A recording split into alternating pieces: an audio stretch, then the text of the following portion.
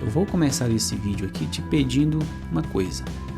Olhe ao seu redor. Isso mesmo. O que você vê? Vamos lá. Eu vou fazer a mesma coisa. Vou dar uma pausa aqui para você observar o máximo de coisas. Beleza? Vamos lá. Pausa. E aí? Viu muita coisa? Eu sei que dependendo de onde você estiver, a gente pode ter visto coisas bem diferentes umas das outras. Mas o que você viu? Um monitor, uma parede, uma pessoa, um céu? Guarde essas imagens com você. No final dessa série, a gente vai voltar aqui e vai conversar sobre isso, né? Eu quero que você pense sobre o tema aqui estudado e me diga o que você vai reconhecer em todos eles de comum. Então, vamos começar agora nesse vídeo mais uma série aqui no nosso canal. Se você gosta de saber, vem comigo nos próximos vídeos que eu vou tentar passar o meu máximo do conteúdo. Vamos falar da energia térmica de agitação. Mas então, sem mais enrolação, bora começar o nosso vídeo?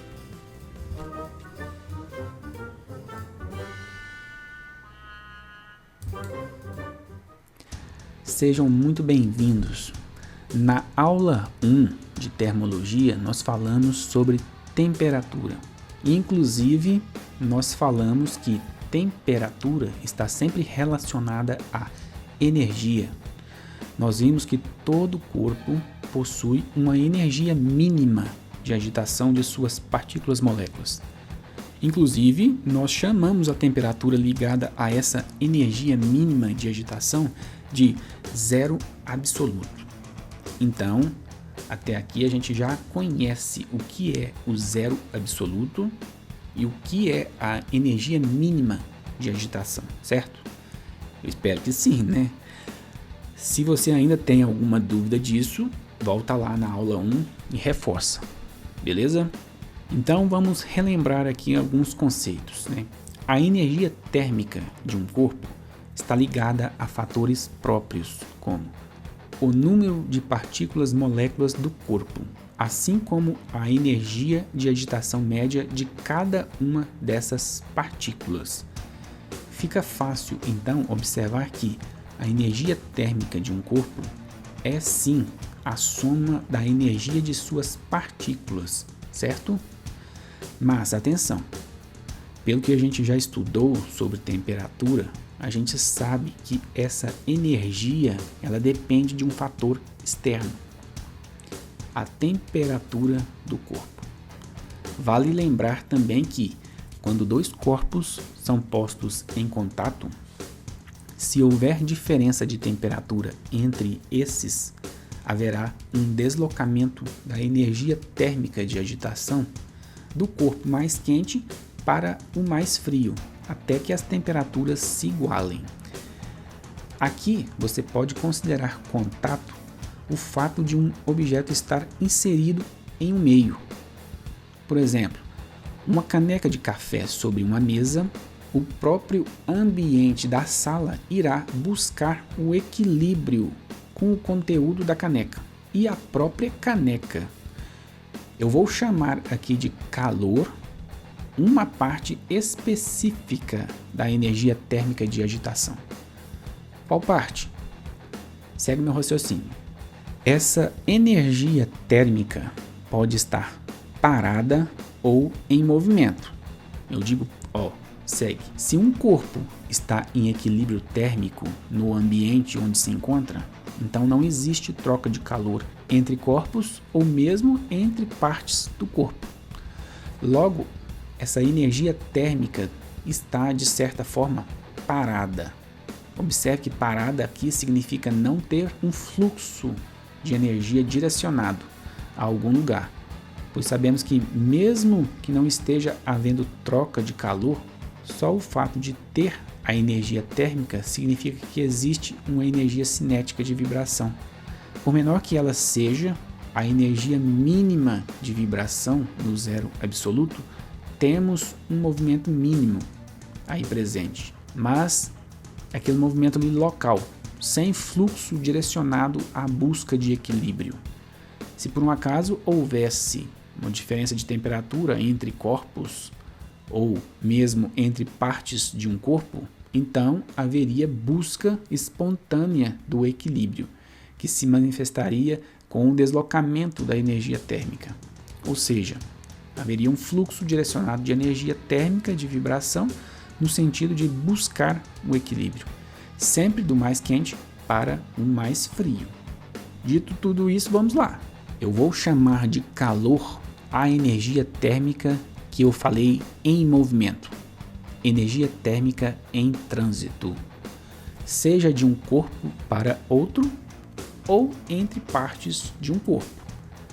Trânsito esse provocado pela diferença de temperatura entre estes. Beleza? Vamos definir agora a unidade de calor. No Sistema Internacional de Medidas, o SI, tomamos a unidade de calor como sendo o joule. Mas é comum também a gente utilizar aqui na física outra unidade, a caloria. A unidade caloria foi introduzida como: uma caloria é a quantidade de calor necessária para fazer 1 grama de água pura variar de 1 grau Celsius, sua temperatura. Mas observou-se que o calor necessário variava um pouco quando as temperaturas do corpo eram diferentes. Tipo, se o corpo estava inicialmente a 20 graus Celsius ou 80 graus Celsius. Assim, então, modificou-se essa definição para o seguinte: uma caloria é a quantidade de calor necessária para fazer 1 grama de água pura variar, não mais de 1 grau Celsius, mas para variar de 14,5 graus Celsius para 15,5 graus Celsius. Beleza? Agora, o fator de conversão entre joules e caloria é o seguinte: uma caloria equivale a 4,186 joules. Para efeito de cálculo, a gente acaba arredondando isso aí para 4,2 joules. Agora, observação. Atenção quando você ver em algum enunciado ou uma embalagem, o termo caloria. Isso porque você pode ter calorias com C minúsculo ou C maiúsculo. Com C minúsculo é a unidade que a gente utiliza aqui na física. Com C maiúsculo, normalmente é a caloria alimentar. Observe algumas relações aqui que a gente tem. Uma caloria, um C minúsculo, equivale a 4,186 joules, 4,2 joules. Uma caloria alimentar equivale a 1000 calorias normais. Beleza? Então, atenção a esses fatores aí de conversão. A gente tem aqui um exemplo nessa tabela da utilização dessa caloria alimentar. Observe que ele me traz aqui nessa relação o valor de 390 calorias alimentares. Ou seja, se eu tenho aqui uma caloria correspondendo a 1 quilocal, então aqui eu teria que multiplicar o 390 por 1000, beleza? Para poder estar utilizando aqui para a gente, beleza? Vejamos agora alguns processos como esse calor pode se propagar.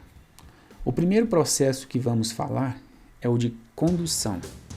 Esse deve ser o mais fácil de visualizar. Se você pegar uma barra de ferro, observa aqui o nosso esqueminha aqui, e levar ela ao fogo, em pouco tempo você vai soltá-la. O calor passa de molécula para molécula. Observe que as moléculas simplesmente vibram e assim a molécula vizinha começa a vibrar e assim o processo se perpetua ao longo do comprimento dessa barra. A vibração é devido ao fato de na barra as moléculas não possuírem movimento livre. As moléculas estão unidas pelas forças moleculares e assim quem se desloca é o calor. e não as moléculas. Aproveitando o gancho aqui, né, por meio da condução, se energia térmica precisa de um meio para se propagar, então fica implícito aqui que no vácuo não há condução. Pegou, né? A gente pode então dizer que condução é o processo de propagação de calor, onde esse calor passa de molécula para molécula desse meio. Mas como ocorre a condução? Lembra que já falamos que em sólidos e líquidos surgem vibrações moleculares? Imagine então a estrutura cristalina de um sólido. Cada molécula está separada de uma distância d0, conforme a figura que a gente vê entre uma e outra bolinha. Existe um equilíbrio nessa rede, de forma que, se você perturbá-lo, ele tenta sempre restabelecer o equilíbrio. Ou seja, se você tentar aumentar a distância entre as moléculas da rede, surgirão forças atrativas. Se por outro lado você tentar aproximar essas moléculas, surgirão forças repulsivas. E assim, o que permanece é o equilíbrio, né? Agora, nesse gráfico aqui, eu quis só exemplificar exatamente isso que falamos. Observem as forças de repulsão aumentando com a diminuição da distância. Então, se eu diminuo a distância aqui, né, haverá o surgimento então de forças de repulsão. Olha só os valores dela crescendo. Isso provoca a perturbação, vibração das moléculas vizinhas e, consequentemente, passam para um estágio vibracional, ou seja, é o calor em transição. Agora, em contrapartida, observe a força à medida que a distância começa a aumentar. Agora, a força de atração começa a aumentar. Observe que o sinal é negativo, contrário ao anterior, simplesmente indicando que a força é contrária à anterior. Mas o seu módulo está aumentando. Esse aumento, como antes, gera agitação das moléculas vizinhas e, consequentemente, trânsito de calor. Se a força for suficiente para aumentar a distância e continuar aumentando além de um dado D, então essa força passará a diminuir rumo a zero quando a molécula se desprende do corpo. Beleza? Ficou claro? Eu vou finalizar essa aula por aqui para não estender muito. E na sequência a gente vai continuar aí descrevendo como podemos definir uma relação que descreva esse fluxo de energia. Um abraço a todos, fiquem com Deus e espero vocês na próxima aula, beleza?